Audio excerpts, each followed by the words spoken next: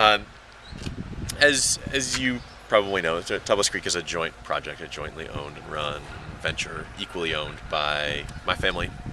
My dad's Robert Haas, who founded Vineyard Brands, been a wine importer since the 1950s, and the Perrin family, who own and run Chateau de Beaucastel and Chateau Neuf du Pape. And they worked together as importer and producer for a long time, back since the mid-1960s.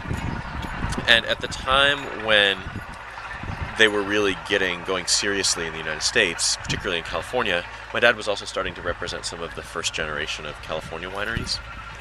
So Napa and Sonoma wineries like Kistler and Phelps and Chapelet and Clos du Val and Spring Mountain and some of the early really good ones.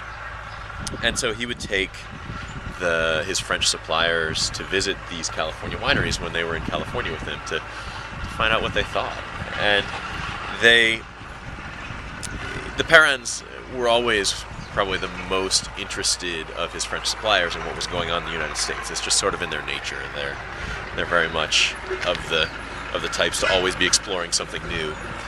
And they came away from these visits to these wineries convinced, first of all, that California was a place where you could make absolutely fabulous wines. And second of all, kind of baffled as to why they didn't see anybody planting Rhone varietals, and what they saw was clearly a Mediterranean climate. And so, as early as the mid-1970s, they started talking about wanting to do a Rhone project together. But it took them more than a decade to actually get enough money saved up and enough time and enough help with their other projects to actually do anything about it. But in '87, they put together a partnership where the two families are equal partners and started looking. And they looked all the way from Mendocino down through Sonoma and Napa, down through Contra Costa, out in the Sierra foothills, and all down through the Central Coast, as far south as the hills outside of Ventura. And there were really three things that they were looking for. The first thing, and the reason I stopped here, is that they were looking for limestone.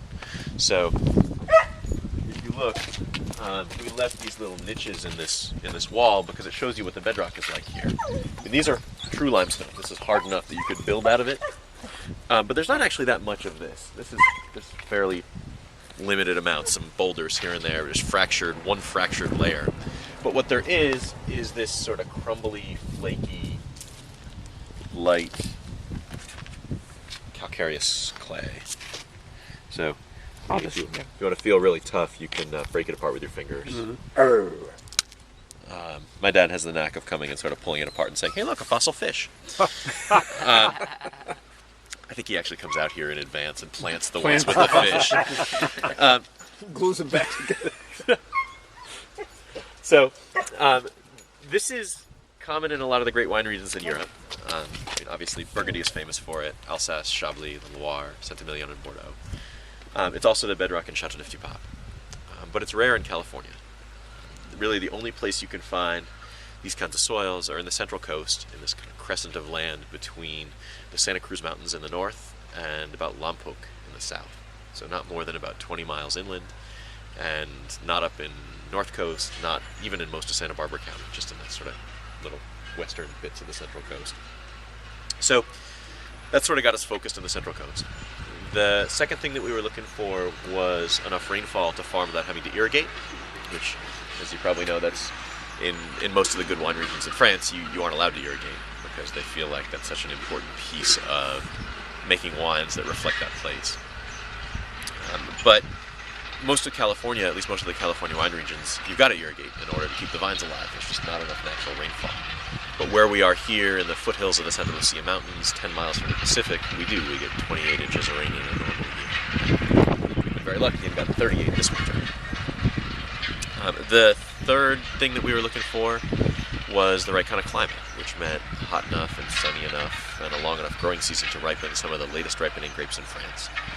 But moderated somehow so that the earlier ripening Rhone varietals didn't go flabby.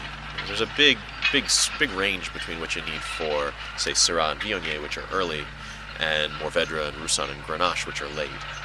And the nice thing about Paso is that the days are hot, but the nights are so cold that it keeps the earlier ripening Rhone varieties fresh, and then the growing season is so long that if you need to, you can wait into November to pick the later ripening stuff.